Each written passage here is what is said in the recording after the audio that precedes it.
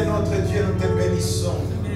Nous te sommes infiniment reconnaissants, Seigneur. Amen. Tout ce que tu as fait dans nos vies. Amen. Nous célébrons ta louange, Seigneur, ce soir. Tu t'es manifesté en chair. Tu nous as rachetés. Amen. Seigneur Jésus, tu nous as donné le salut. Amen. Nous sommes ici pour te célébrer.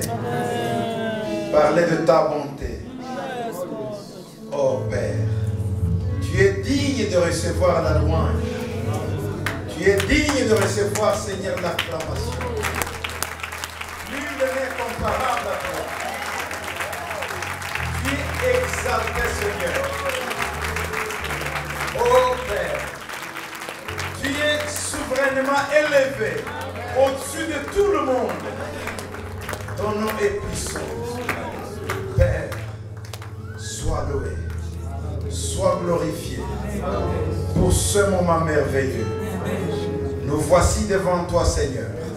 Nous voulons parler de ton mystère. Parle, Seigneur, à travers de nous. Est-ce que tes enfants écoutent ce que tu as préparé pour eux? Nous te bénissons dans le nom puissant, merveilleux de notre Seigneur Jésus-Christ. Amen.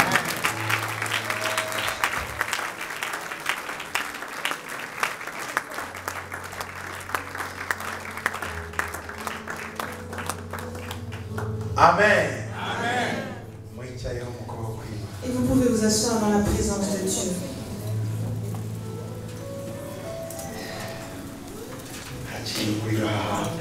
Il y a du feu qui est passé par ici.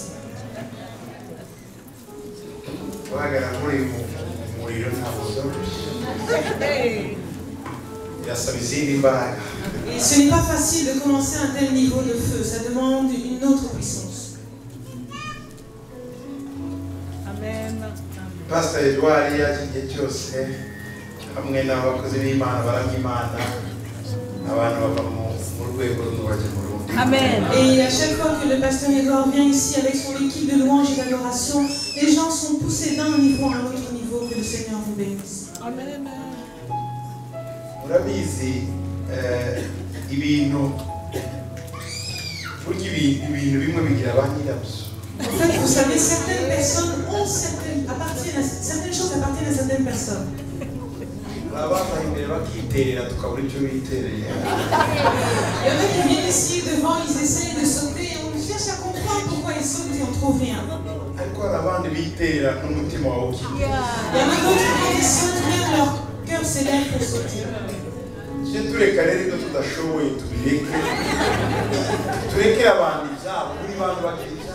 Et donc arrêtons de faire semblant et laissons les experts faire ce qu'ils savent faire.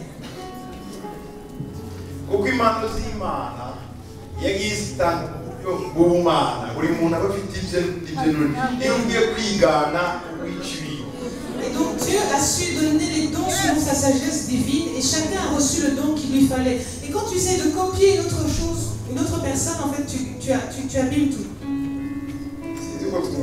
Je ne sais pas si on est d'accord. Si tu sens qu'une chose ne te va vraiment pas, ne continue pas à forcer. Yes. Il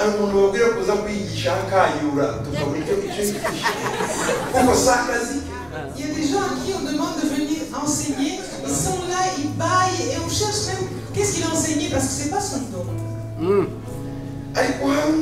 Et il y a quand elle est debout ici en train d'enseigner, les gens sont vraiment édifiés. Il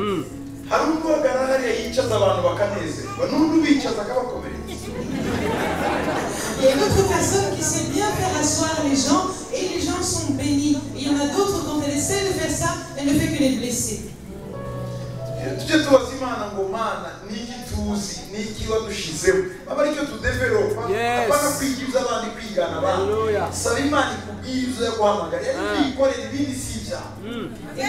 Apprenons à demander à Dieu quel est le don qu'il nous a donné, à quoi il nous a appelés, que nous arrêtions d'imiter les autres personnes, car tous les dons ne sont pas à nous. Toi, tu as été appelé pour une certaine chose. N'essaie pas d'aller prendre quelque chose qui n'est pas pour toi. Et le royaume de Dieu est édifié et bâti par des gens qui ont compris. Oui, le royaume de Dieu s'étend et vous allez aussi vous étendre. Le royaume de Dieu va être étendu par les gens qui ont compris quel était leur don. Et le royaume de Dieu va se fatiguer à cause des personnes qui ne comprennent pas quel est leur don. Yes. Tu peux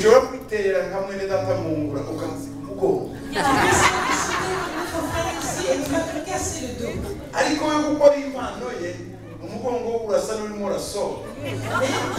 Lui, parce que c'est son dos, on a l'impression qu'il a des ressorts des articulations du dos. Tu peux aimer faire une chose. Et pourtant, c'est pas pour toi. Mais arrête de te débattre pour une chose. Et aime cette chose, mais en étant assis dans ta chaise. On a un problème avec les gens qui aiment bien monter sur l'estrade, ici devant. Oh, Jesus.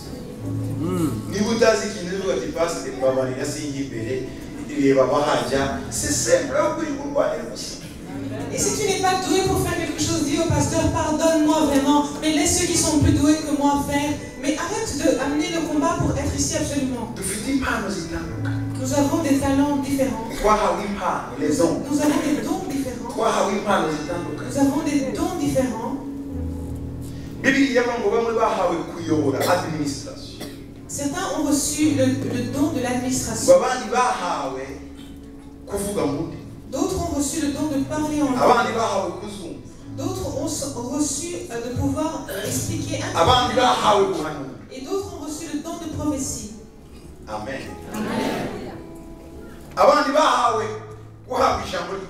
D'autres ont reçu le don de la parole de sagesse. De parole de connaissance. Et on est tous différents. Quand nous nous édifions les uns les autres. Et que chacun puisse agir en étant à son poste, alors l'église grandit. Uzasanga umuntu ni umu intercesseur, ni umu protocole, ni umuririmbyi, ni umukesiye, ni umutoresha. No. Turabizi ko ibyo bihe bibaho igihe abantu bari bakeya mugakora byose, ariko iyo batangiye kuza rekura bimwe kugira ngo be efficace.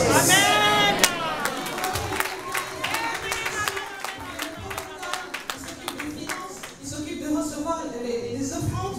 Non, arrête. On sait que quand l'église est encore petite, les gens peuvent faire plusieurs tâches. Mais quand il y a de plus en plus de personnes à l'église, libère certaines fonctions pour être plus efficace dans ce qu'il fait.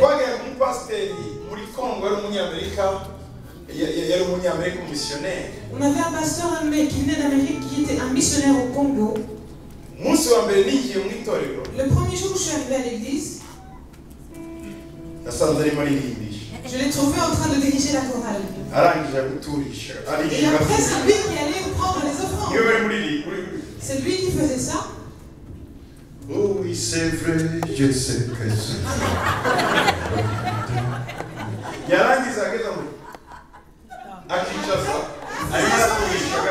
Pourtant, il ramassait aussi l'offrande, il faisait asseoir les gens en même temps. Mr. Jones. C'était Monsieur Jones.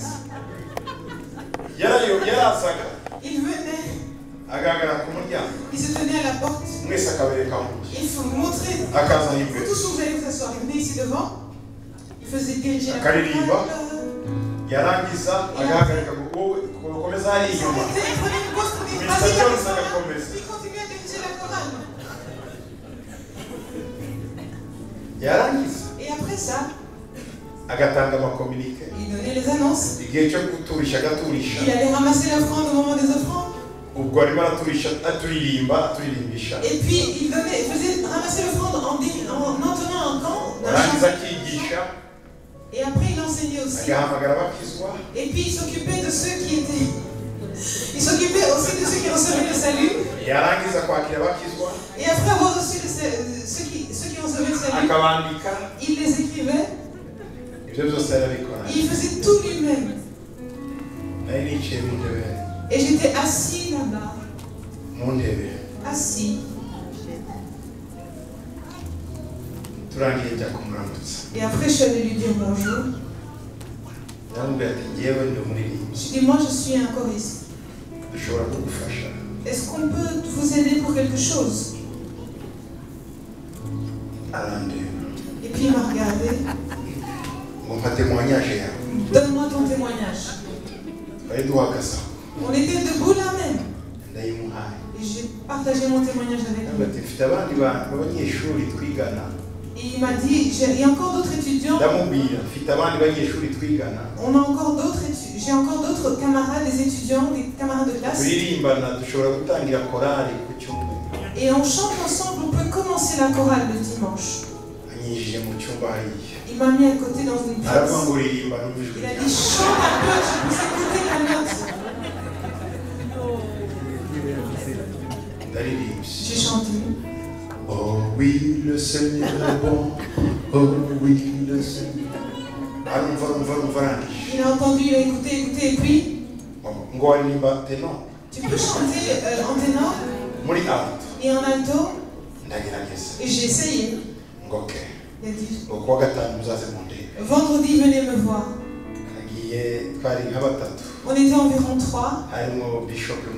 Il y avait le bishop Mouya et quelqu'un d'autre qui s'appelle Nzulun. Anzuluni. Toi, parle de ce que j'ai dit. Yes. Anzuluni. Et puis on est parti. Anzuluni a fait la guitare. Il a pris la guitare. Moi je chantais. Et Mouya lui tapait les mains. À travers le tambour. Il a dit, allez-y, prenez le clavier. Et dimanche, commencez à chanter. Et quand on a commencé à chanter, il commençait à me dire, parce qu'il était habitué à tout faire. Et quand on commençait un cantique, il disait, mais non, chantez plutôt celui-là. Et après un court moment, il s'était habitué à nous. Et après on s'est arrangé. Et puis on a essayé de conseiller en disant, on va chercher des gens pour se tenir aussi à la porte. Amen. Et puis il a commencé à avoir un peu de repos. Après un court moment, il devait partir et puis quelqu'un d'autre est venu. Et il a dit, je laisse entre tes mains ces enfants, ils pourront être utiles pour l'église. Et à ce moment, on était environ 8. Mais en 6 mois, on était devenu environ 600 personnes. Parce qu'on a essayé de voir comment chacun pouvait utiliser son don.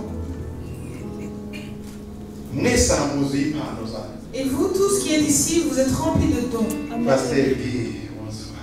Avec maman, papa Idi. Amen.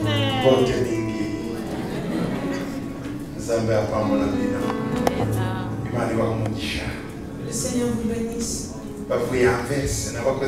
Il vient renverser sur les serviteurs de Dieu. Vous êtes les bienvenus.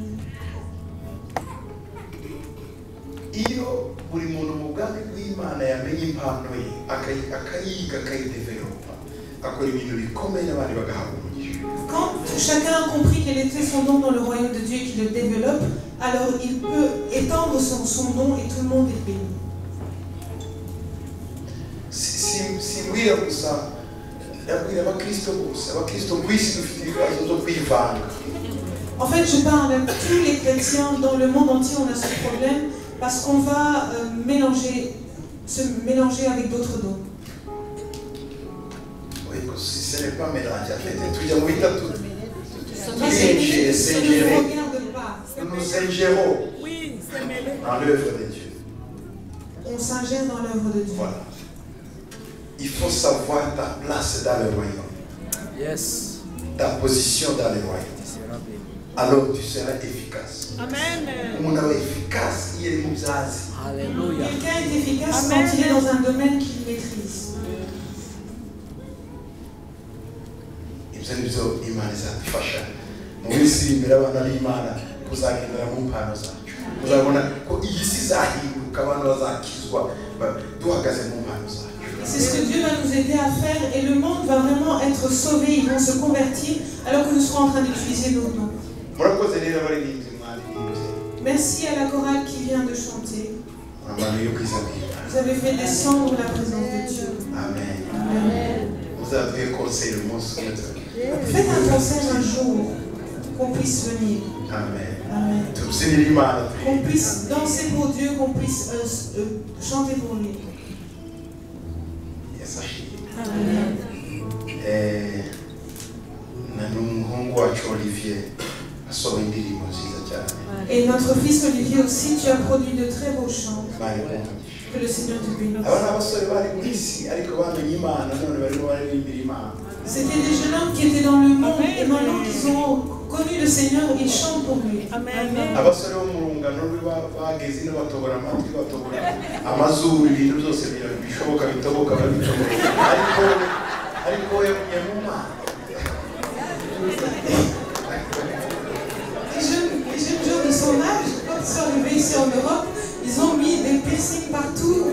Partout il pouvait y avoir un piercing, ils en ont mis un. Mais lui, il a connu le Seigneur et il le sait. Alléluia. Icyaduha abana bacu b'abajeni ntibariya ngo babe mu Mana kuko ni afite niho haba ubuzima.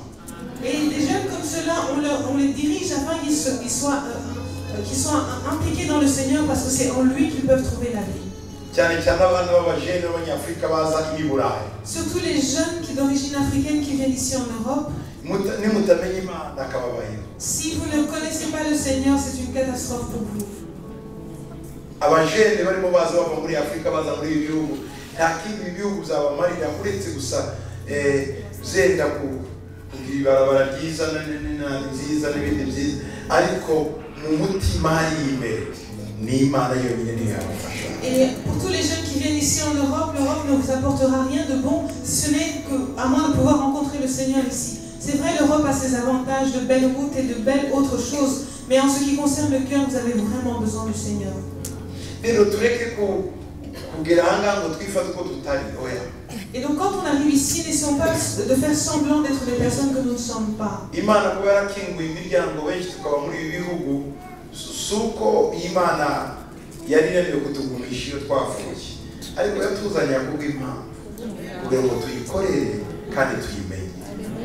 le fait que Dieu ait pu ouvrir les portes afin que nous venions ici en si grand nombre vivre en Europe, c'est pas qu'il manquait de capacité de nous permettre de rester en Afrique et de vivre là-bas, mais plutôt il a ouvert les portes avec un but particulier. Amen. Amen. Turasoma mu gitabo cya Yobu ibice 8 turi muri saison ya vino nshya. On va lire dans Job au chapitre 8 et nous sommes dans la saison du vin nouveau. 8 verset 20 jusqu'à 22.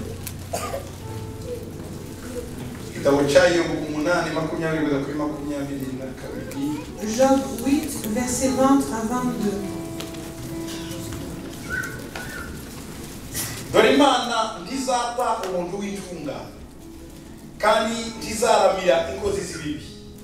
Akanwa kawe izakuzuza ibitwenge n'iminwa yawe izavuza impungu. Abakwanga bazambirwa isoni kandi ihema ry'inkozi z'ibibi rizongera kubaho. Amen.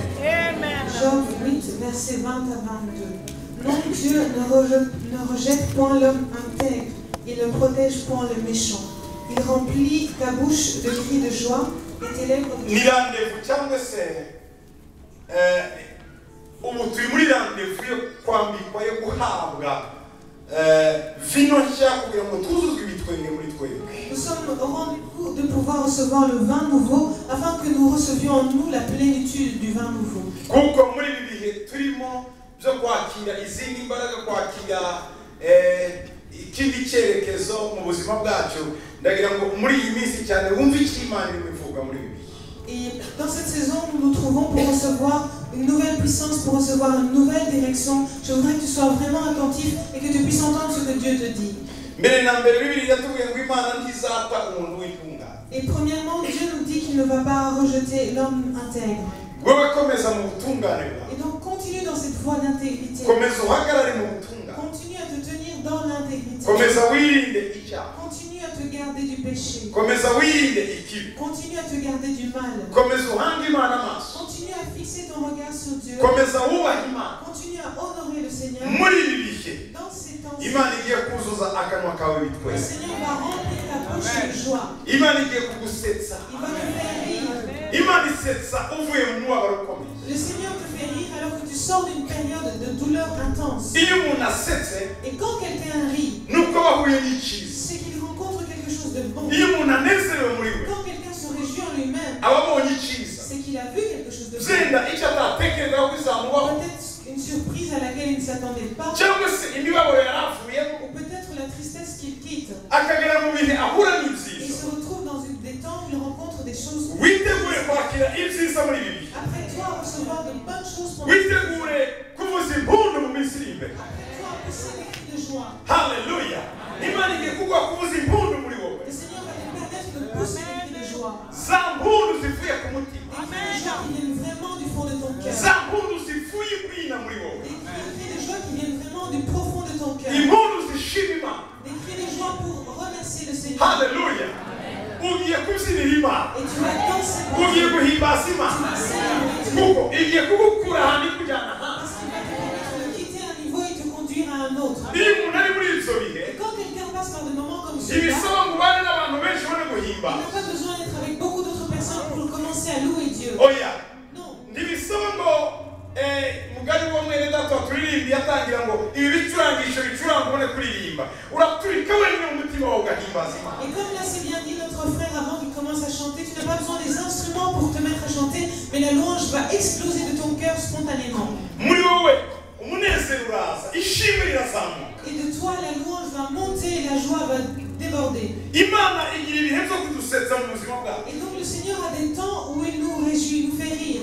Sara yaravuze ngo Imana yansekeje yita umwana we ngo ni Isaka. Et Sarah a dit, le Seigneur m'a fait rire, et ainsi elle a appelé son fils Isaac. Elizabeth yaravuze ngo bazabyumva bazaseka. Et Elisabeth a dit, ceux qui entendront parler de cela, ils vont rire. Hari ibihe Imana igusetsa. Et donc il y a des temps où le Seigneur te fait rire. Igahanagura amarira yari mu mutima imbere avuye imbere umuntu adashobora Et kugira. il essuyait les larmes, ces larmes qui étaient cachées en secret à l'intérieur de ton cœur que les autres personnes ne pouvaient pas voir. Mu bihe bikomeye, Dans des moments difficiles, mu bihe bigoranye, dans des moments compliqués, Imana igira igitondo kimwe le igusetsa. Seigneur a un matin où il choisit de nous faire rire. Reka mbahe inkuru y'ibitwenge Et laissez-moi partager avec vous n'impundu biva ku Mana. et les cris de joie qui viennent du Seigneur. Dusanga mu gitabo cy'abami ba kabiri. On trouve ça dans 2 Rois, Igitabo cya kabiri cy'abami 2 Rois, mu gice cya karindwi. chapitre 7. Bibiliya iratubwira amakuru ya Elisa. La Bible nous parle d'Élisée Ahanura ibigiye kuba. quand il a prophétisé ce qui était sur le point de se passer. Igice cya karindwi Au chapitre 7, au verset 26 du chapitre 6 dans 2 Rois, 25 verset 25, excusez-moi, mu gice cya gatandatu. au chapitre 6. Ngoma z'i Samariya hatera inzara. Il y eut une grande famine dans Samarie. Bibiliya yanjye iravuga ngo mbi cyane.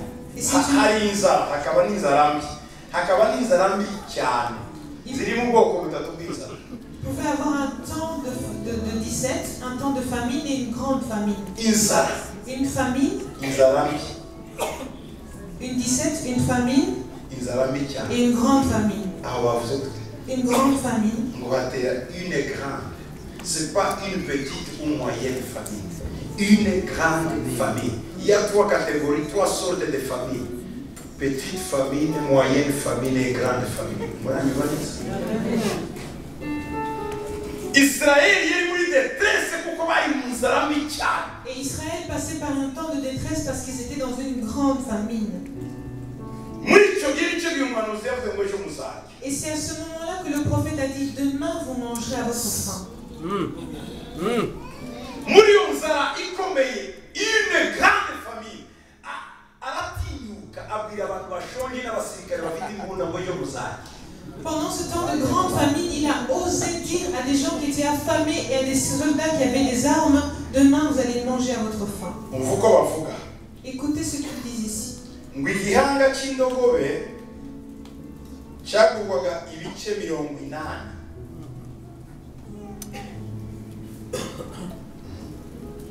Ils disent ici, Kuri 25. la tête d'un âne valait 80 cycles d'argent. Igihanga, murumva igihanga si ukuguru. Umutwe tu. Vous comprenez, c'est même pas la jambe, c'est juste le crâne, la tête Indogobe d'un âne. cyagurwaga ibice 80. Ça coûtait 80 cycles. Aha. Ngo igice cya kane cy'agakondwe kamwe k'amahurunguru y'inuma kagurwaga ibice by'ifeza 5. Le quart d'un cap de fiente, de pigeon, Amazuru y'ipijo. Amahurunguru. Amaseya. les excréments d'un pigeon. Ahandi bavuga pigeon, on n'est pas pigeon. Ces excréments. Ndagira ngo mwumve iyo nzara mbi cyane. Et j'essaie de vous faire comprendre comment était cette famille, cette grande famille. Amahurunguru y'inuma yagurwaga ibice 5 by'ifeza, 5 euros. Et donc les excréments d'un pigeon ici coûtaient 5 cycles. Baryaga abandi abatunzi bo mu gihugu. Et qui pouvaient manger ça, c'était les riches de la cité. Ndagira ngo mwumve iyo etabari, iyo environnement, iyo atmosphere y'inzara. Umuntu w'Imana agahaguruka ngo ejo muzajya muhage. Ni boldness, ni ugushira amanga. J'essaie de vous faire comprendre quelle était la grande famine dans laquelle se trouvait, dans quel contexte il se trouvait. Et là, l'homme de Dieu s'est levé avec hardiesse pour oser dire, demain vous allez manger à votre faim. Aho se bari bafite. Est-ce qu'ils étaient encore à Il a pas l'enfer? fait. Non. Ku murongo wa 28. Verset 28. Umwami aramubaza ati ngo ubaye ufite utundi tubingo ndagiye n'abana banjye. Akumva nabi akahukana kandi asize umugabo mu kizu kimwe kirimo byose ariko akajya kuzerera hanze n'abana be kubera izo mpuhwe n'imbabazi. Et donc, même si tu avais une centaine d'enfants, ce sont toujours tes enfants. Je vois souvent en Afrique, quand une mère est chassée par son mari, elle part avec ses enfants, un sur le dos, les deux, elle les fait marcher alors qu'ils sont jeunes, et elle dit, ce sont mes enfants à moi à cause de cette compassion. Pourtant, elle a laissé son mari avec tous les moyens matériels, la maison et tout le reste. Iyo umugore n'umugabo bashwanye, umugore aravuga ndekera abana kandi barababyara. Mais quand elle arrive au point de devoir manger son enfant, Mwumve situation. essaie de comprendre dans quelle situation se trouvait le pays. Byari bikomeye. C'était très compliqué. Ese muri ibyo bihe Imana ishobora kuzuza akanwa kawe bitwenge. Et alors, dans des moments comme ceci, est-ce que Dieu peut remplir ta bouche de cris de joie? Ese ushobora kuvuza impundu. Est-ce que tu peux pousser des cris de joie? Certaines corpulences, c'était ça le signe de leur santé. Muzareba abami bose bari abagabo barebare kandi b'ibigango banini nta bwami bw'ubushonji buto bugufi bw'abagabo. Umwami yari muremure kandi costaud. Et essayez un Niko byari bimeze kera. peu de regarder à l'époque, tous les rois étaient de grande taille, ils avaient une certaine corpulence. Il n'y avait pas de roi maigrichon qui était tout petit. Simvuga bu Je ne parle pas des rois de nos jours. kandi mwese muri abamikazi n'abami. Et pourtant, vous êtes tous des rois et des reines. Muri abami n'abami. Vous êtes des rois et des reines. Umwami yageze ahantu kubera inzara y'ibwami akabeshya abantu akambara ibigunira byishuriyemo nasohoka none agakubita icyenda cy'ibwami bakabona kibyibushye naho n'ibisaka yarunze gutyo yiyambitse. En fait, le roi aussi faisait croire au peuple que lui allait bien. Et donc, pour garder sa corpulence, il avait mis plusieurs sacs sur lui. Et au-dessus, il mettait sa tunique royale. Et ainsi, le peuple pensait que le roi se portait bien. Et quand les dames lui ont parlé de son problème, alors que le peuple était venu voir comment le roi allait traiter cette affaire, il a déchiré sa tunique royale. Et quand ils ont vu, en fait, il avait des sacs juste en dessous de sa tunique. Et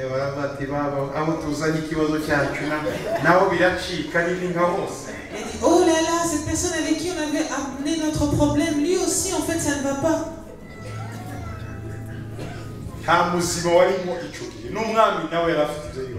Il Il n'y avait personne qui était sauf à ce moment. Même le roi avait ses propres problèmes. Et voici ce que le roi a dit. Verset 31. Nuko umwami aravuga ngo Elisa mwene Shafati narenza uyu munsi agifite umutwe we Imana ibimbore ndetse bikabije. Le roi dit que Dieu me punisse dans toute sa rigueur si la tête d'Élisée, fils de Shaphat, reste aujourd'hui sur lui. Élisée, il n'était pas politicien.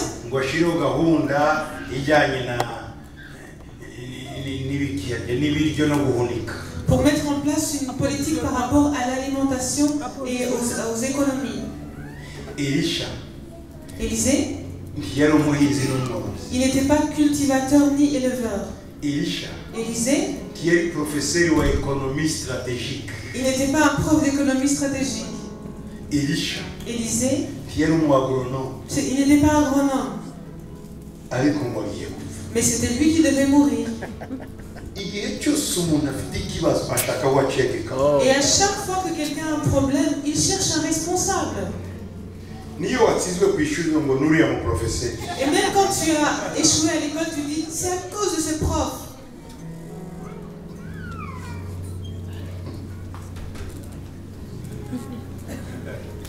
Donc,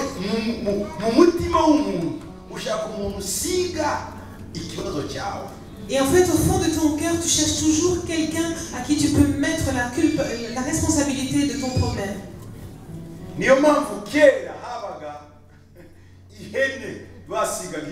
C'est pour ça qu'à l'époque, il y avait une chèvre qui était chargée de la culpabilité du peuple.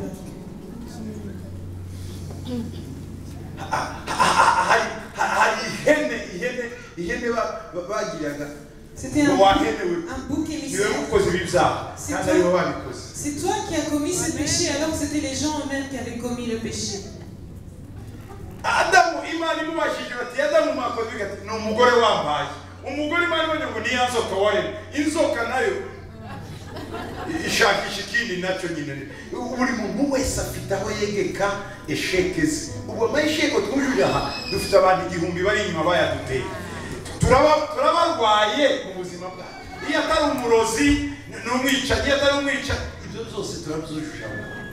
Et voici même Adam, quand Dieu lui a demandé qu'as-tu fait, il a dit non, non, c'est la femme que tu m'as donnée. Quand il a demandé à la femme a dit mais non, c'est le serpent que tu as créé. Et puis le serpent est resté bouche bée. Nous aussi, face à tous nos échecs, on cherche toujours quelqu'un sur qui on va mettre la responsabilité, la cause de notre échec. Et voici, on a derrière nous des personnes qu'on a chargées, qu'on a gardé une haine contre eux, parce que c'est eux qu'on pense qui sont les responsables de nos problèmes.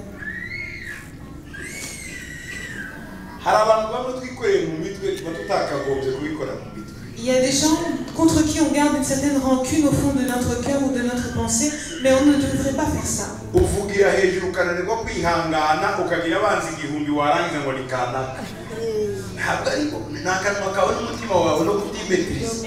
Tu élèves le ton quand tu parles et au final tu as une multitude d'ennemis et tu dis c'est à cause de tel, c'est à cause de tel. Mais non, c'est ton mauvais tempérament et ton manque de patience.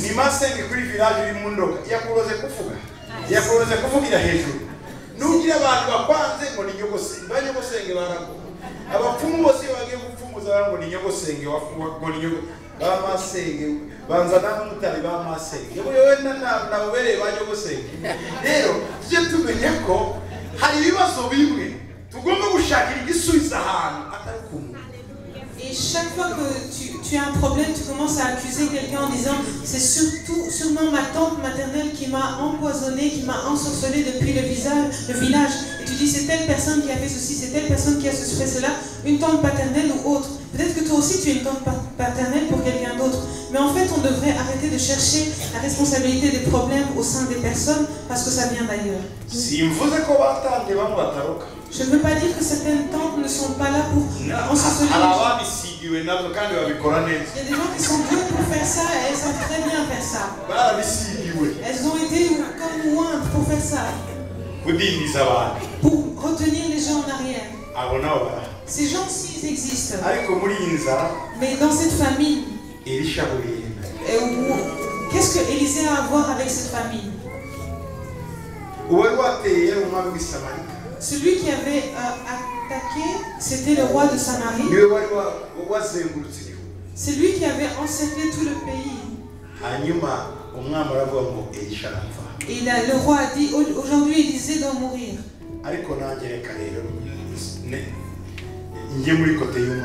Mais moi aussi je voudrais aller du côté du roi un petit peu. Moi aussi je suis d'accord avec ce roi. Comment ça se fait qu'on peut vivre dans un pays avec un vrai prophète et la famille va nous frapper? En fait, pourquoi est-ce que nous sommes abattus, écrasés opprimés par la famine? C'est parce qu'on a de faux prophètes.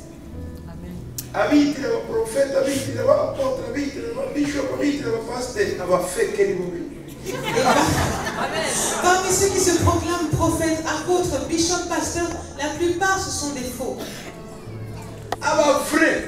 Les vrais, ils n'ont pas besoin de se vanter. Ils sont plutôt une solution en eux-mêmes. Les faux, eux, ils doivent faire beaucoup de bruit pour que le monde entier sache qu'ils ont débarqué. Et on en a beaucoup.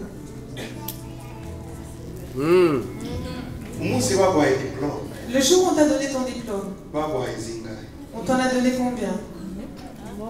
Un seul. Quand tu vas chercher ton travail, un travail ici, là, tu as fait combien de photocopies? Beaucoup. L'original, il y en a qu'un seul et tout le reste, ce sont des photocopies.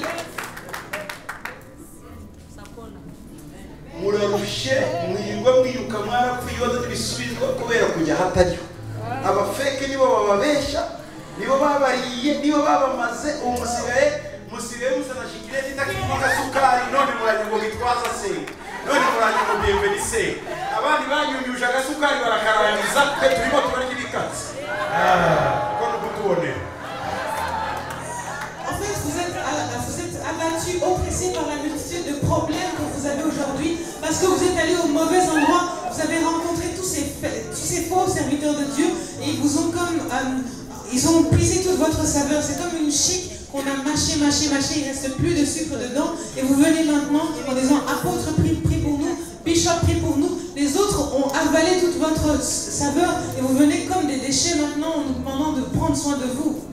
Moi aussi je cherche les petits sucres là dans les chiclettes. Moi aussi je cherche.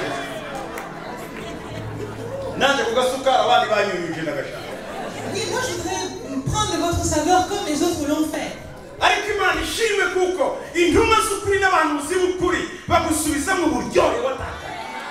Seigneur, parce que les vrais prophètes et les vrais apôtres, ils peuvent restaurer la saveur que vous avez perdue. C'est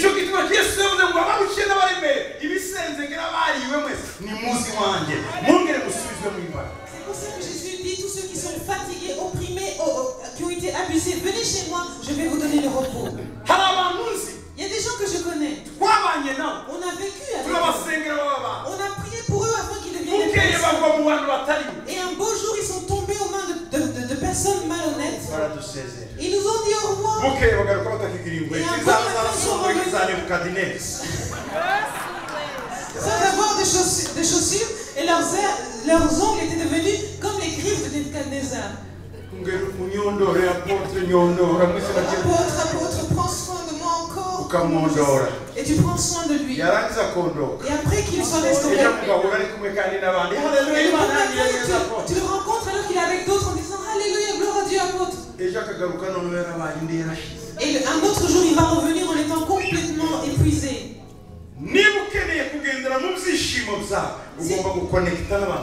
Si tu as besoin de marcher dans ta joie, tu dois te connecter avec des gens bien vivants. Si tu veux avoir en toi toujours ces cris de joie et cette joie, tu dois te connecter à des gens qui sont vrais, des authentiques. À l'époque de Jésus, on nous a dit l'histoire dit qu'il y avait plus de 700 Jésus. C'est pour ça qu'il a demandé aux gens, aux disciples, que disent les gens de moi? À l'époque de Jean-Baptiste, Il y avait plus de 7000 personnes qui prétendaient être Élie.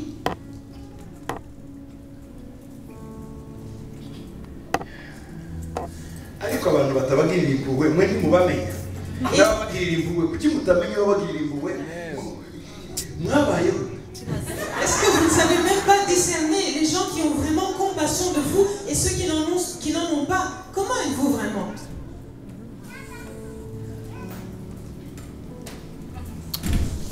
Oh, Jesus. Et le temps est arrivé qu'on puisse rencontrer Élisée, le fils de Saphat, qui a une solution pour les problèmes où nous nous trouvons. Il a une solution pour la famille où tu te trouves. Je n'ai pas eu assez de temps pour vous expliquer ce qu'était l'âne et le pigeon ce que c'était et l'enfant ce que c'était et le sac à quoi ça, qu'est-ce que ça représente.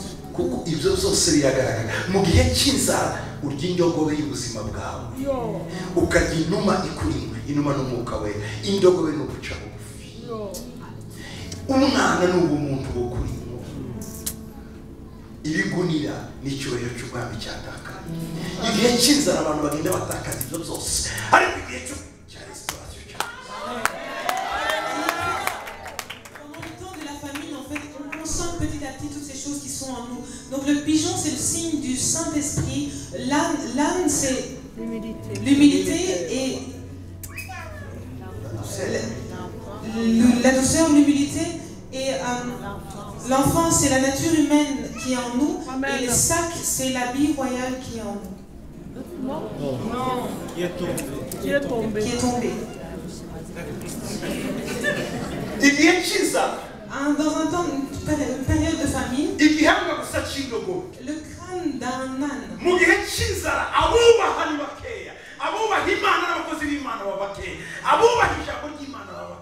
Pendant le temps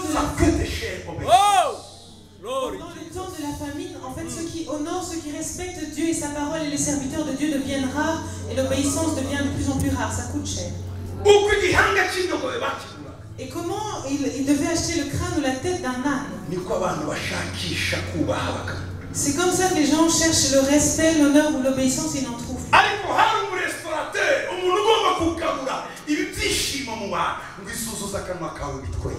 Mais il y avait quelqu'un qui devait restaurer cette joie en toi afin de remplir à nouveau ta bouche de cris de joie. Et le roi,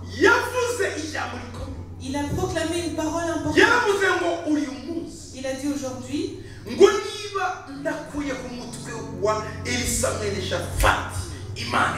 si je ne tranche pas la tête de Élisée, fils de Saphat aujourd'hui, que le Seigneur me traite avec toute sa rigueur.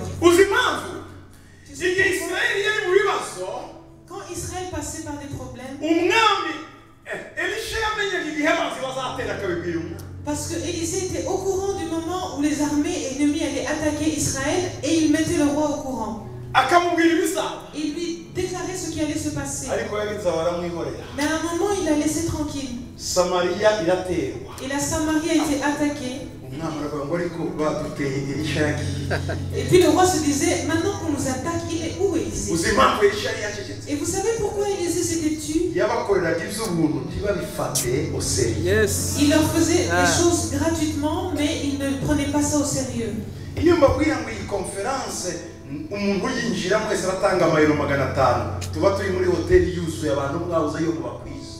Si j'avais dit toutes les personnes, pour participer à cette conférence il faut payer 500 €, on serait dans un hôtel extraordinaire et on aurait une foule de personnes. Pourquoi? Les gens ils aiment bien les gens qui les dépouillent. Conférence niyo kurihwa 300 mwaza mwiruka mwese mushakisha ngo n'amakredi mwayafa nguriza mwene da sincikwa hari ariko yari iby'ubuntu nyine abantu bagira ko ari iby'ubuntu.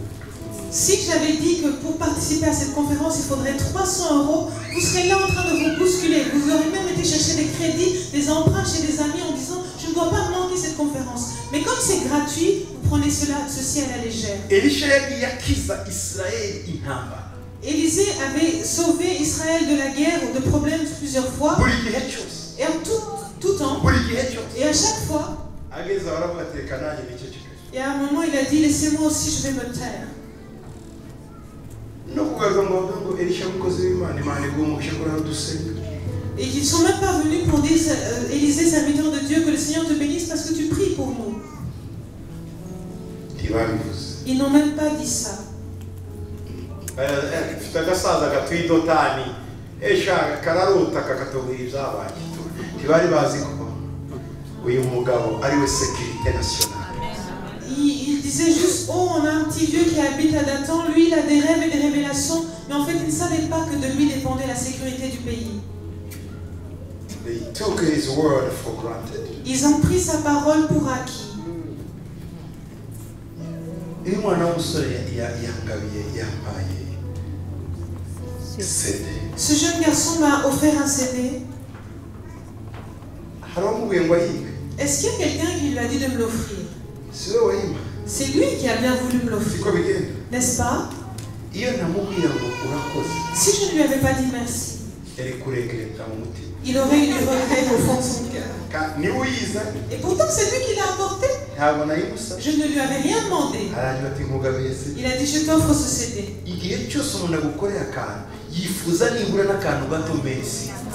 Et à chaque fois qu'il y a quelqu'un qui fait pour toi, il attend au moins une petite chose, c'est ce mot merci. C'est pour ça que nous célébrons, nous louons Dieu en lui disant merci. Merci pour tout ce que tu as fait pour nous, Jésus. Merci, Jésus. Quand tu remercies le Seigneur, lui aussi se réjouit. Et quand tu ne le fais pas, ça lui fait de la peine. Et donc Élisée, il les a laissés tranquilles. Et alors ils ont compris quelle était sa valeur. Mais le roi a trouvé la mauvaise solution. Il a dit, aujourd'hui je vais le faire mourir. Et si je ne le fais pas mourir, que le Seigneur me traite avec toute sa rigueur. Toute sa rigueur. Et vous savez où se trouvait Élisée? Il était assis à Dothan avec d'autres nobles dans sa maison. Et le roi a dit à son envoyé, c'était un de ses militaires les plus importants. Parce qu'à ce moment, pendant cette période de famine, il avait encore des soldats robustes et le roi pouvait s'appuyer sur lui. Il a dit, vas-y. Il va m'apporter le crâne de Élisée. Le jeune est parti. Un soldat. Il est parti en courant. Et Élisée, il était dans sa maison. Il était en train de parler avec d'autres fils de meurtrier. Il a envoyé quelqu'un pour couper ma tête. Qui? Oui, ce fils de meurtrier. Et de qui parlait-il? Du roi. Il est venu pour me tuer. Et voici, ses pieds sont à la suite de son envoyé. Et à ce moment, quand il venait de dire ça, le soldat est entré.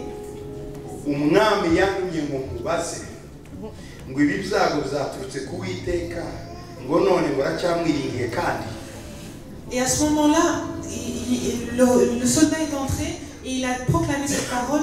Le roi m'a envoyé pour te demander, ce malheur vient sûrement de l'Éternel. As-tu encore confiance en lui? En fait, il voulait chercher une raison de le faire mourir.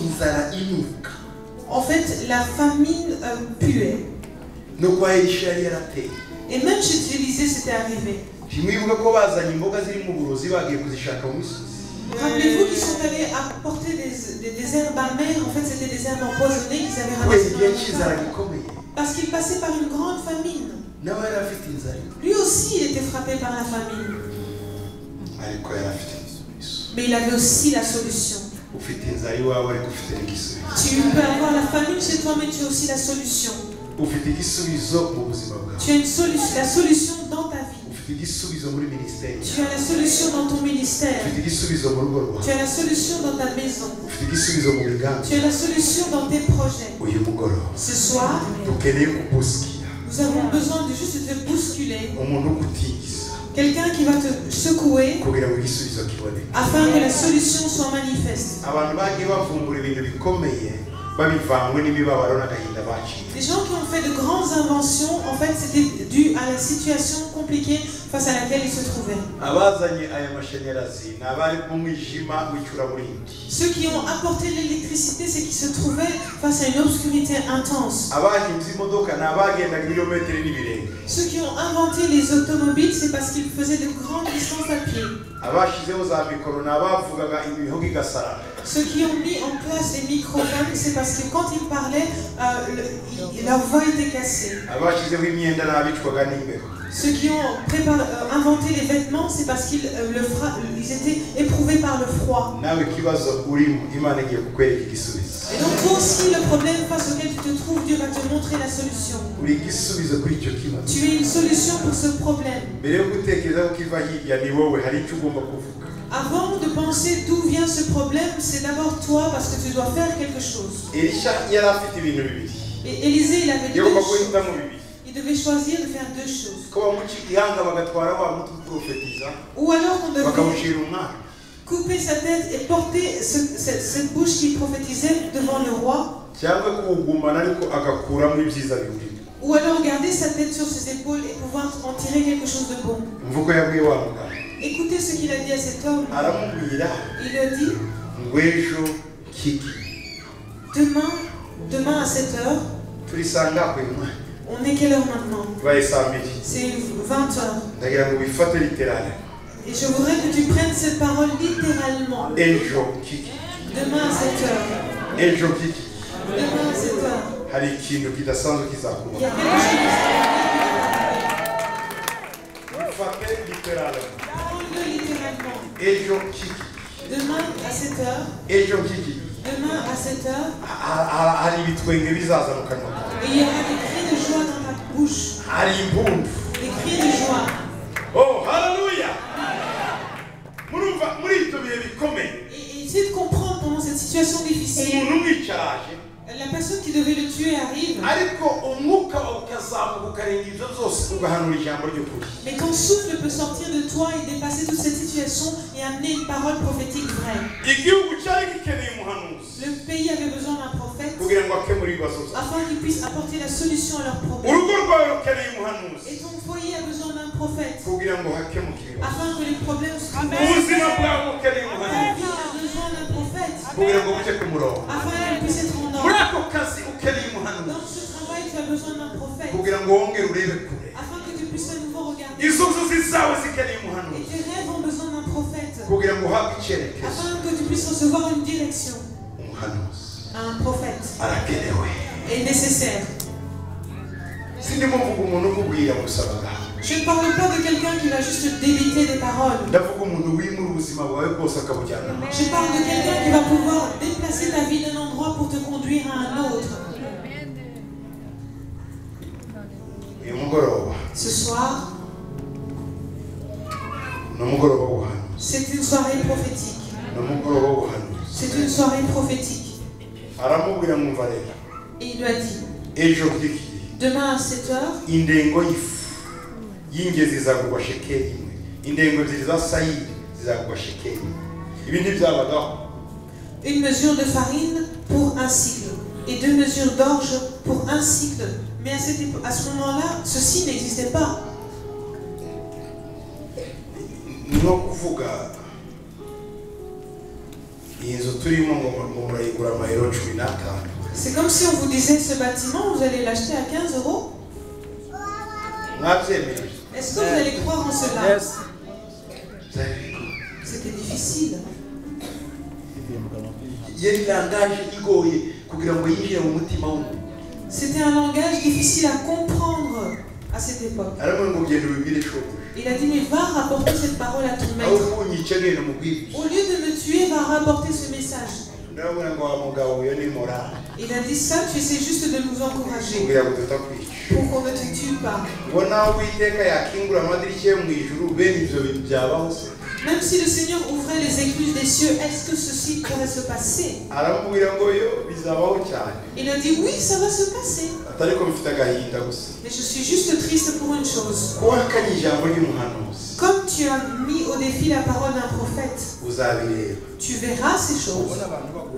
Tu verras que les gens pourront acheter ces choses. Les gens pourront acheter les choses. Mais toi, tu n'en mangeras point. Et l'homme est rentré. Et c'est ce qui s'est passé. Oh, Jésus. Et demain, à cette même heure, tu vas entrer dans un cycle de miracles. Et demain, jusqu'à la fin de cette année, tu seras dans une saison où tu vas voir des choses auxquelles tu n'avais jamais pensé. Le Seigneur va encore te faire rire. From tomorrow. À partir de demain. Amen.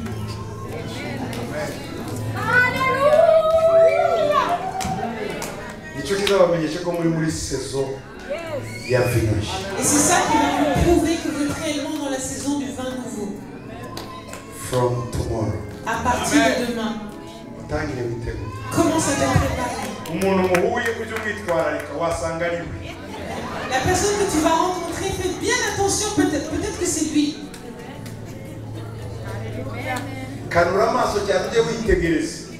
Ouvre grand bien tes yeux et que tu considères les choses avec attention. Pendant cette saison, écoute beaucoup mais ne parle pas beaucoup. Et attends, écoute les gens qui te parlent plus que ce que toi tu pourras dire. Amen. Non, Seigneur. Il nous a donné qu'une seule bouche. Le Seigneur sait bien s'arranger. Il nous a donné deux yeux, deux bras, deux jambes, une bouche.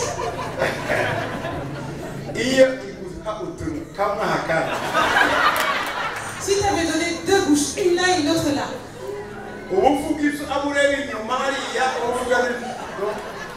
tu pourrais parler à ceux qui sont devant toi et à ceux qui sont derrière toi.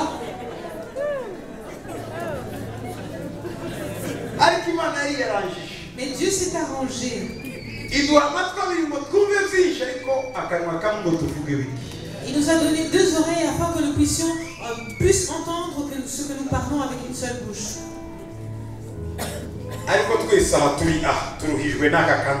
Mais tous qui sommes ici, on a des problèmes à cause de cette bouche. Elle parle. La bouche, elle n'a même pas de pause. Même en mangeant, elle continue à parler.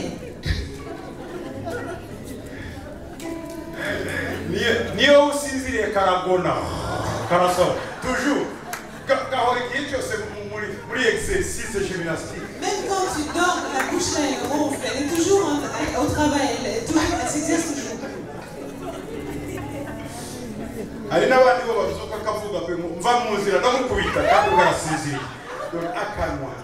il y a même d'autres, quand ils dorment, ils parlent en dormant en disant quitte mon chemin, tu es en train d'obstruer mon chemin. Et pourtant la personne dort. La bouche.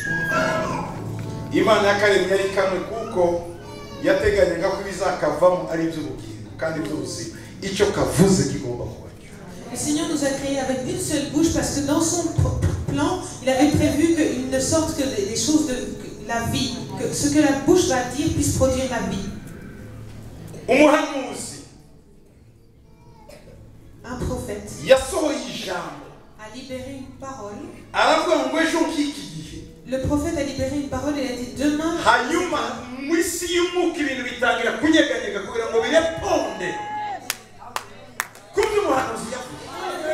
Les choses ont commencé à se déplacer, à être secouées. pour qu'elle puisse répondre à la parole prophétique. ejo hari abakobwa umuhungu n'umukobwa twasengeye aha bavuze umwe ngo akeneye umugabo undi bakeneye umugore twarabasengeye kuva ejo dusenga umuhungu yatangiye kunyeganyega aho hari niba ari muri ende niba ari muri aziya niba ari muri Australia n'umuhungu ngo byageze nawe kuko iyo tuvuze ibintu bitangira kwigira hafi. Hier, on a prié pour un jeune garçon et une jeune fille, et chacun d'eux avait une requête de pouvoir avoir un conjoint. Donc pour la fille, il y a un garçon qui a commencé à être bougé là où il se trouve, si c'est en Inde ou en Asie, il est en train de venir. Et pour le garçon, la même chose, une fille est en train de bouger pour venir, parce que quand on proclame quelque chose, alors dans le monde spirituel, les choses bougent. Eli a dit à Anne, rentre à la maison. Parce que Dieu a entendu. Elle est rentrée. Et puis Elkana a connu Anne. Et puis Anne est tombée enceinte. Et après que Élie ait parlé, l'enfant a commencé à se préparer spirituellement. Et voilà. Elle avait juste alors besoin d'un contact physique. Et les choses spirituelles étaient déjà venues, il manquait plus. Le Seigneur va te connecter à la personne qui va permettre à ces choses de se réaliser. Le Seigneur est en train de faire des choses. Et c'est ce qui s'est passé. Au beau matin, le lendemain à l'aube, les lépreux qui avaient été rejetés de la société, ils ont dit, nous, on est frappés par la faim, on va se jeter dans le camp ennemi, et on va voir s'ils vont au moins nous recevoir. S'ils nous tuent, on mourra. S'ils nous donnent de quoi à manger, on pourra encore vivre. Ils sont partis. Et le Seigneur a fait entendre des bourdonnements de leurs pas. Ils ont senti des bruits, des bourdonnements, des bruits, des bruits. Et le roi de Syrie a dit, le roi d'Israël a été mettre à sa solde le roi d'Égypte et il nous attaque, c'est notre fin. Ils se sont enfuis. Ils avaient de la nourriture en stock comme de la taille de Bruxelles. Ils avaient des vêtements. Ils avaient des bijoux. Ils avaient tout ce qu'il fallait. Et ils se sont enfuis. Et ils ont tout laissé. Et quand les lépreux sont arrivés, ils ont trouvé la nourriture en grande quantité. Ils ont mangé jusqu'à être rassasiés. Et puis ils ont pris des provisions. Mais ils ont dit, mais en fait, même si notre peuple nous a rejetés, c'est toujours notre peuple.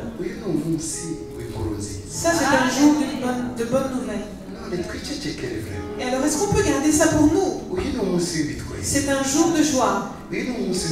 C'est un jour de cri de joie. Est-ce qu'on va garder ça pour nous-mêmes? On va aller voir les autres. Et qu'on puisse tous partager cela. Et c'est comme ça qu'ils ont couru. Ils leur ont dit, venez voir ce qui s'est passé. Et quand le peuple d'Israël est arrivé, ils ont trouvé tout un camp rempli de nourriture. Et puis le militaire a dit, non, un peu d'ordre, vous ne voulez pas juste vous précipiter dans le moment. Il avait vu ça. Mais les gens affamés n'ont pas peur des balles de feu.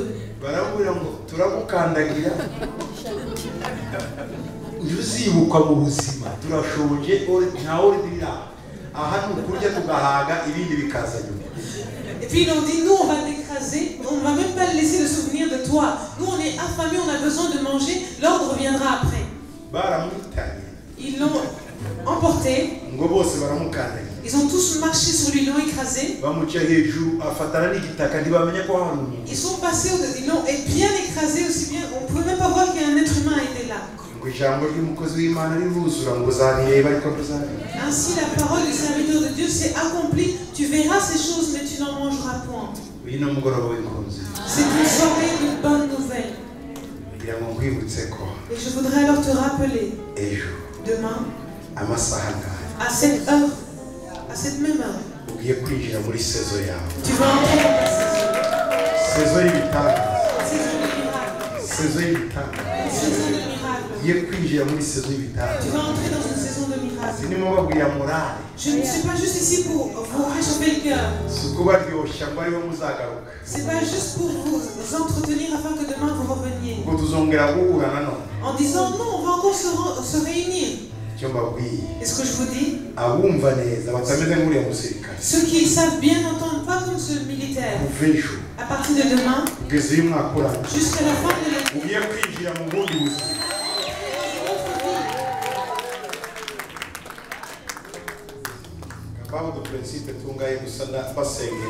Et laissez-moi partager avec vous quelques principes et puis je vais prier pour vous. Premièrement, le Seigneur honore ce que ses serviteurs disent. Quand les serviteurs de Dieu proclament quelque chose, le Seigneur honore cela.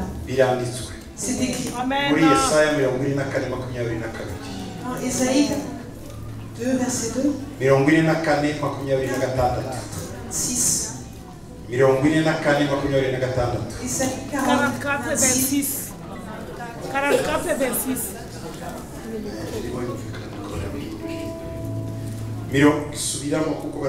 Isaïe 44, 26. Amen. Est-ce que nous sommes ensemble?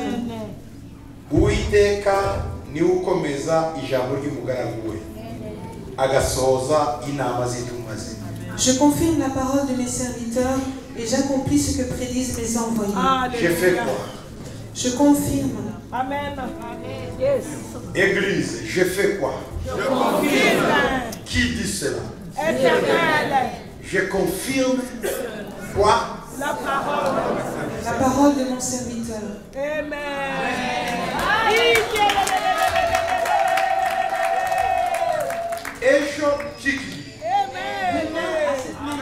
Alors, Dieu confirme ça.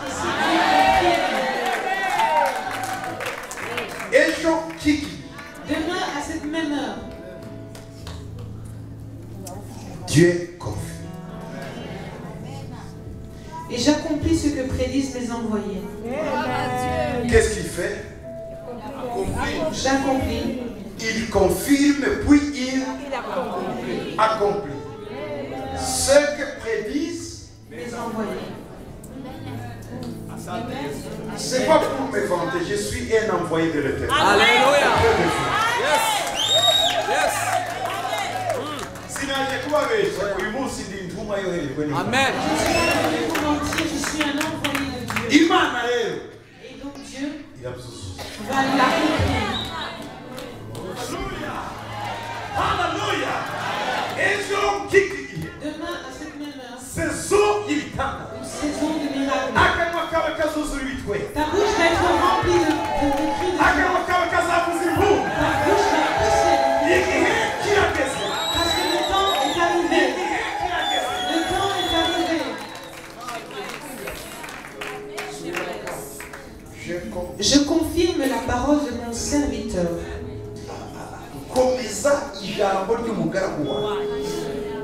Et j'accomplis ce que prédisent mes envoyés.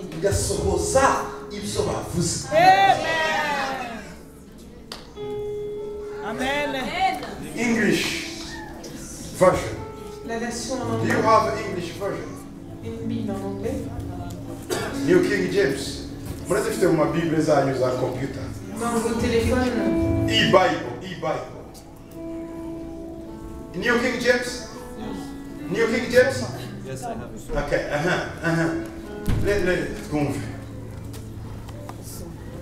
That confirms the word of his servant and performs the counsel of his messengers. Perform the counsel. Niyo bakoze gusaka conseil mu mitima bakijya bari komana babakiriye neza. Iyo nama bigwiye. Imana irayikora. Commence à penser à quelque chose dans leur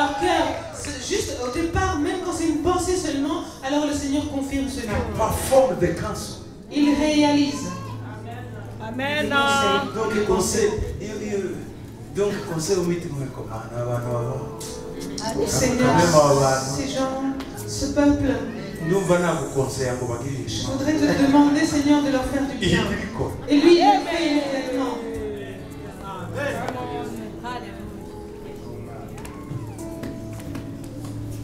Amen. Amen. Amen. Amen.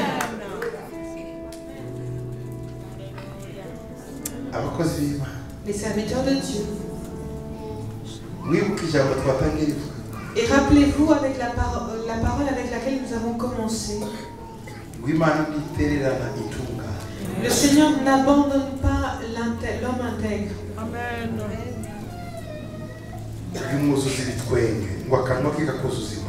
Il le remplit de joie et sa bouche déborde de cris de joie.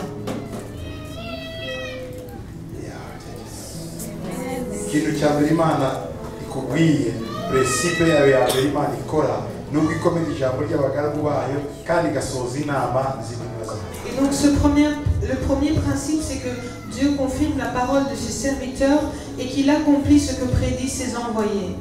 Ikindi Imana ikora ni Et autre chose que le Seigneur fait, muri Yobu dans Job 22 22, verset 28, Bibiliya iravuga ngo la Bible dit, nguzagira icyo ugambirira kikubera uko ushaka. Amen. Kandi umucyo uzamurikira inzira zawe. à tes résolutions répondra le succès et sur tes sentiers brilleront la lumière. Adéquat À tes résolutions, répondra. le succès. Toi, tu résolus seulement. Donc, tu t'imagines et puis tu résolus de faire ça.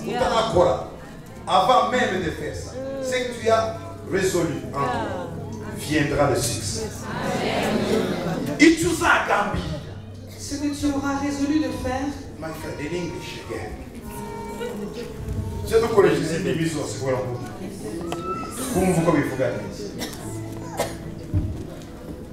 Thou shalt also decree a thing, and it shall be established unto thee. And the life You shall decree. Decree ni décret. Vous achetez au décret. Yes. Vous demandez, oui. Hallelujah. Da décret. Ndategetse. Amen. Ndategetse. And it shall be established. Amen. Ijambo established. Ekakwereka. Parle. le mot est établir. Donc, you shall decree. Tu vas décréter It shall be established. et cela sera établi. Vous voyez ce pilier. Il est établi. Il ne peut pas être secoué, ébranlé. C'est établi. Il faut que il est établi. Donc, lorsque tu parles, la chose s'établit.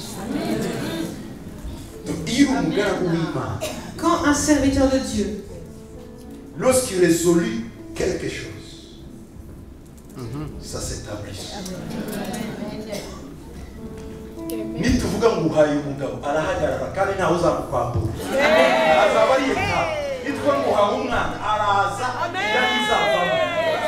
quand on déclare qu'il te donne un mari, il va venir et personne ne pourra te l'arracher. Quand on déclare tu auras un enfant, tu vas porter la grossesse jusqu'au bout et tu ne feras pas de fausse couche. Nituvuga ngo uhaye umugore uramubona ntawe uzamukwiba. Si on te dit tu as reçu une épouse, tu la reçois et personne ne pourra te l'arracher. Nituvuga nitutanga deke ngo ubonye akazi. Nubwo chef azaga ngo kwirukana ni uziruka. Et quand on va donner ce Parce que décret tu es établi. pour dire que tu as obtenu un travail, même si ton patron s'élève pour te virer, s'il ne pourra pas, c'est lui qui sera viré parce que toi tu as été établi. Ibyo tuzavuga Ce que nous allons proclamer, décréter, bizaba établi. ce sera établi. Ikibazo nuko benshi bamenyereye kuvuga niyo bavuze bagira ngo bivugiye. ariko uyu munsi ndabakuramo iyo mentalite yo gupfa kuvuga ndababwira ngo ujye uvuga ikintu uzi ko kizabahitamo. La plupart des gens sont habitués à parler en l'air, au point où ils ont l'impression que leurs paroles n'ont plus de puissance. Je voudrais vous enlever cette mentalité afin que vous puissiez parler en faisant attention, parce que quand vous allez décréter une chose, elle sera établie. Ce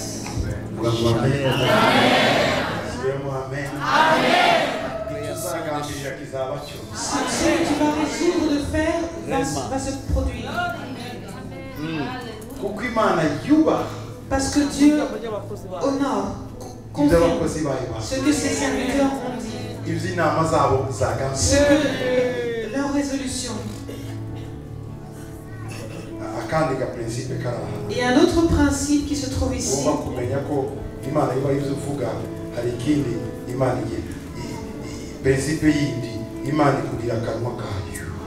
Afin, pour que tu saches que le Seigneur honore ce que tu dis, c'est qu'il fait de toi aussi sa bouche. Amen. Jérémie 15, 19.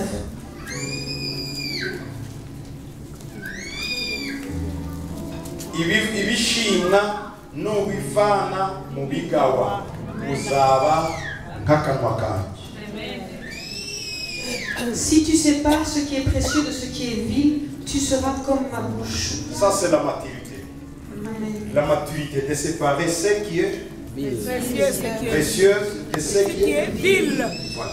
Si tu as cette maturité de séparer les choses, ukaba ufite maturité yo kutapfa kuvuga gusa kwasama muvuga ibyo ushaka ukabimenya aho uri aho wicaye na ukagira maturité ibi nizo bikwiye kuvugwa ibi nizo bikwiye kuvugwa ibi nizo bikwiye kuvugwa nubwo iyo maturité yo kumenya igihe cyose kumenya gukura ibishimwa mu bigawa uzaba akanwa k'Imana ikivuga kizaba. Si tu as cette maturité de pouvoir différencier ce qui est précieux de ce qui est vil, de savoir que tu ne vas pas juste débiter les paroles qui sortent de ta tête, mais prendre le temps de discerner ce qui doit être dit en ce moment, alors ta bouche sera comme la bouche de l'Éternel. Et vous savez pourquoi on ne sait pas aller de l'avant? Parce que ce qui est vil est le plus souvent ce qui sort de notre bouche. Vous vous rappelez Tami, le thé qu'on a chez nous, est-ce que c'est la même chose? Vous avez un Tami,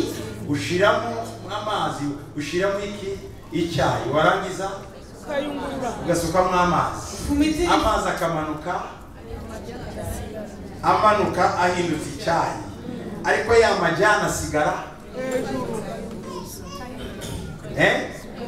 ubundi buryo rero numenya neza gukuramo amayani y'icyayi n'amazi y'icyayi uzanywa icyayi urabyumva neza. Donc numenya mu byo uvuga kumenya gukuramo bidafite akamaro ibyo uzavuga bifite akamaro bizaba ari nk'Imana ivuze. L'illustration ici, c'est comme préparer le thé à l'africaine. On prend le tamis ou le filtre et on met les feuilles de thé coupées dedans et puis on verse l'eau. Et puis l'eau qui descend devient du thé. Pourtant, les feuilles de thé vont rester dans le filtre. C'est la même chose avec nous. On doit savoir faire le tri de ce que nous disons et à ce moment-là, nous allons devenir la bouche de Dieu. Amen. Et alors quand tu es devenu la bouche de Dieu, ce que tu déclares, ce que la lumière soit et la lumière est. Tu parles comme Dieu.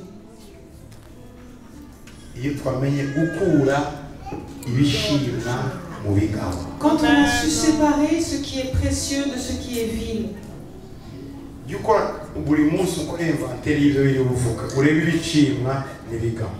Essaie de faire l'inventaire de tout ce que tu dis chaque jour et essaie de voir ce qui est vil et ce qui est précieux pour apprendre à le séparer. Et laissez-moi rajouter ceci. Si on apprend aussi à filtrer nos pensées, qu'on n'accepte pas les mauvaises pensées de venir dans notre esprit et qu'on accepte plutôt les bonnes pensées. Et la Bible déclare que la bouche parle de l'abondance du cœur. iyo muri mitima yacu rero akasesekayemo ari byiza kuko twabikije muri filtre y'ubwenge buzima bigasohoka ari byiza iyo bigeze mu mitima yacu tukabivuga icyo tuvuze Imana irakira. Quand nos cœurs abondent de choses positives et correctes parce qu'on a fait passer nos pensées dans le filtre d'une intelligence saine, ce que nous allons dire va être bon, alors Dieu va honorer nos paroles. Quand Dieu honore ce que tu dis, à ce moment-là, tu es rempli de joie. Quand Dieu répond à ce que toi tu as demandé,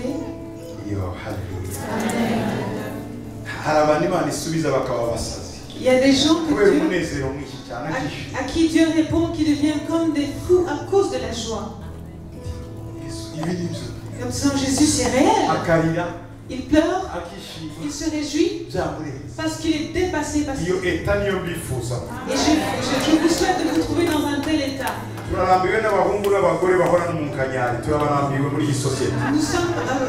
en avons marre d'avoir des jeunes hommes et femmes ou des hommes et des femmes qui ont toujours le front froncé à cause dans cette société.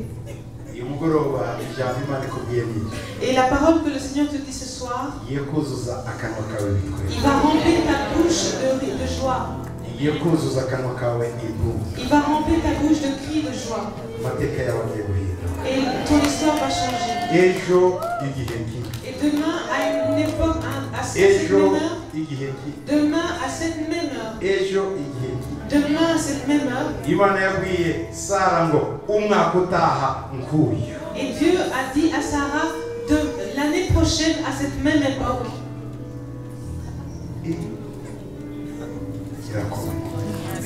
C'est sérieux. Essayons de faire un petit calcul parce que je vais prier pour vous. Il a dit à l'année prochaine à cette même époque. Et dans un calendrier, combien de mois c'est fait? 12. 12. Je reviendrai. Et je te trouverai portant un enfant. À cette même époque, je vais te trouver portant un enfant sur tes genoux. Le Seigneur est revenu à cette époque et il a trouvé Isaac. Pendant ces 12 mois,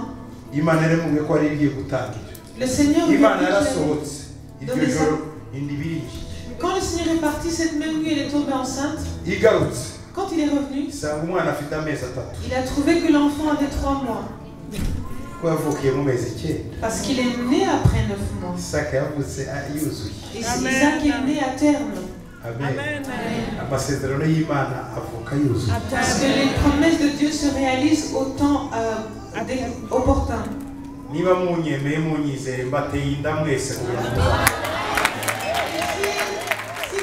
confiance en moi, je vous pousse tous à avoir une grossesse afin que vous puissiez vraiment donner naissance.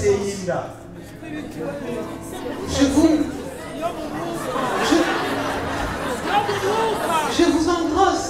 Spirituellement. Ça, c'est une semence spirituelle. Vous avez reçu une semence spirituelle, une grossesse spirituelle. Afin que vous puissiez produire des choses physiques. Amen. Vous savez, une grossesse spirituelle, mais c'est la bonne personne qui a la foi qui puisse croire en ce miracle à partir d'aujourd'hui jusqu'à la fin de l'année. Crois en ton miracle. Crois en ton miracle. Parce que la grossesse spirituelle a été donnée. Alléluia.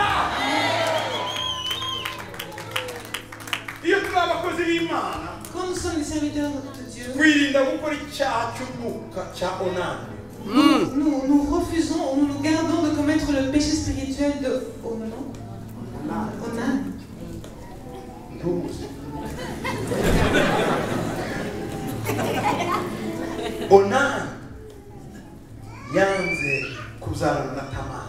Onan a refusé d'avoir un enfant avec Tamar. C'était au moment de s'accoupler, iyo mbuto akayisuka hasi il versait tout son sperme à terre. imana iramwica Et le Seigneur l'a tué. mu buryo bw'umwuka D'une façon spirituelle, iyo tumaze kubigisha quand après vous avoir enseigné ntitubateye inda y'umwuka et qu'on ne vous pousse pas à avoir cette grossesse spirituelle, imana irabitubaza le Seigneur va nous demander des comptes. niyo mpamvu C'est pourquoi mukeneye gutwita vous avez besoin de tomber enceinte. mu buryo bw'umwuka D'une façon spirituelle.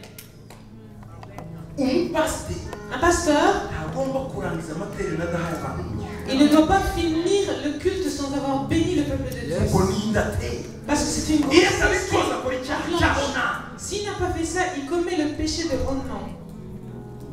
Onan.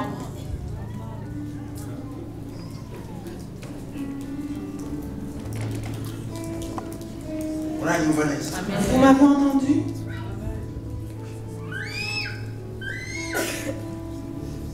iyo tuvuga rero ngo uzabona akazi uzabyara uzakomera uyu mwaka uzabaho n'undi uzakomeza imana izakuzamura tuba turimo tunyanyagiza semanse spirituelle ufite umutima witeguye kwakira Quand on dit tu vas avoir un travail, tu vas avoir un enfant, le Seigneur va te faire du bien cette année et même l'année prochaine, celui qui a un cœur prêt à recevoir, qu'il reçoive.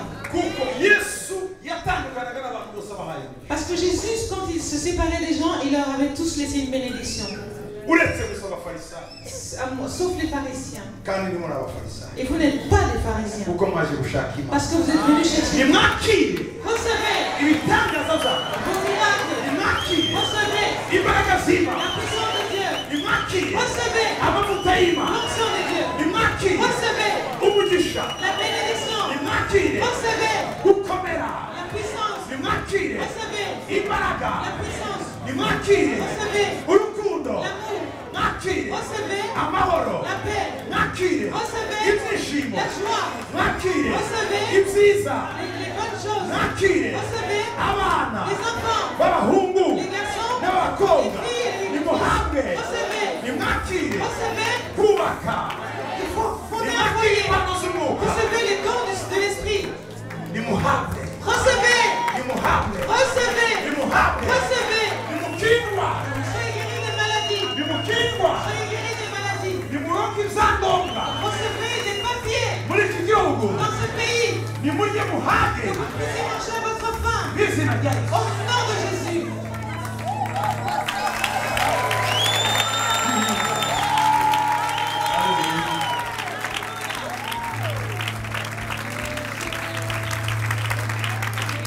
habwa muri uyu mugoroba Reçois ce soir. subiza isengesho ryawe Reçois la réponse à ta prière. icyo wasengeye igihe kirekire Pourquoi tu as prié pendant longtemps? reka amateka yawe ahinde Laisse que le cours de ton histoire change. turategetse Et nous ordonnons ko amateka yanjye ahinduka que le cours de votre histoire change. turategetse Nous ordonnons kubona icyerekezo que vous puissiez avoir une direction, une directive. turategetse Nous ordonnons ko impano zawe que zizamuka vos dons puissent s'élever. turategetse Nous déclarons ko minisiteri zibarimo zigaragara que maintenant, abana bananiranye les bakizwe enfants qui sont devenus rebelles, qui se convertissent maintenant. abagabo batarakizwa bakizwe Les maris qui ne sont pas encore sauvés, qu'ils soient sauvés. abagore batarakizwa bakizwe Et les épouses qui ne sont pas encore sauvées, soient sauvées. famiye zitarakizwa Les zikizwe familles qui ne sont pas encore sauvées, soient sauvées. turategetse Nous proclamons, nous déclarons. Amen.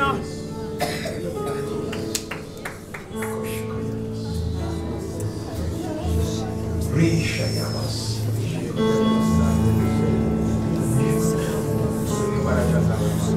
imbaraga z'ubukene turategetse ngo zikubitwe hasi Nous ordonnons que la puissance de la pauvreté soit abattue.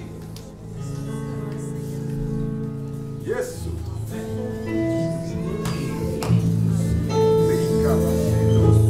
igiti cyose kitatewe n'imana turagishikuza muri uyu mwanya Tout le monde qui n'a pas été placé par l'éternel, nous la déracinons en ce moment en toi.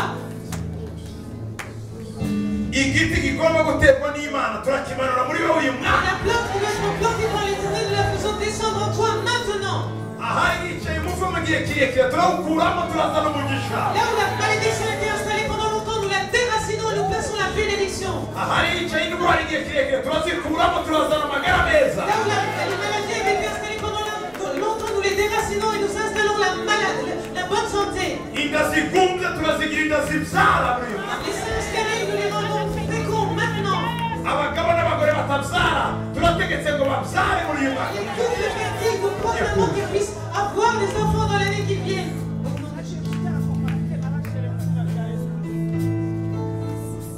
Abantu bisuzugura ntibahabwe icyubahiro muri ibi bintu. Les gens qui manquent, qui étaient méprisés, qui reçoivent un honneur en ce moment.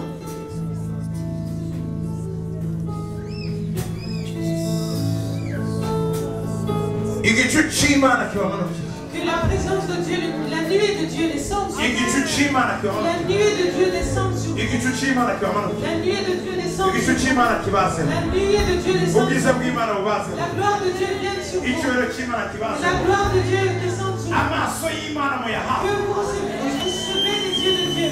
Muhabwe akanwa k'Imana. Recevez la bouche de Dieu. Muhabwe amaboko y'Imana. Recevez les bras de Dieu. Muhabwe amaguru y'Imana. Recevez les jambes de Dieu. Icyo muvuga cyose kibe. Et que ce que vous déclarez se produise. Icyo mukoraho cyose gihabwe Que ce que vous touchez soit béni.